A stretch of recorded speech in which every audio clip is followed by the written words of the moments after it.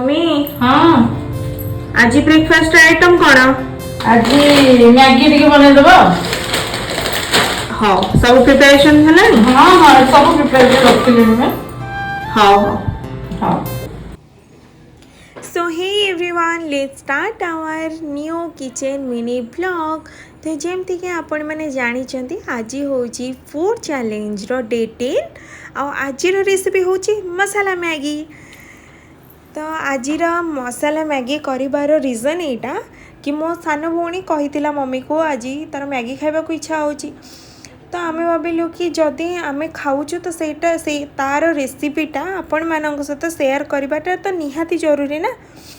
तो से आपण मानक पई ये वीडियोटी जदि आपण को आमर वीडियोटी भल लगु थाए तो निहाती भाव में लाइक से सब्सक्राइब करने को जमा भी भूलिबेनी।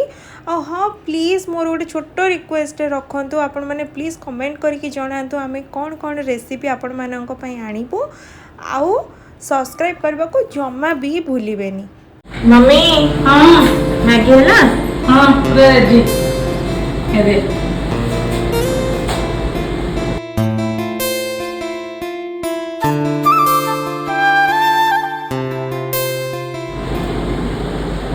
पूरा टेस्टी है। ताले देखा आउ गोटे नुआ वीडियो रे रहिले। जय श्री जगन्नाथ।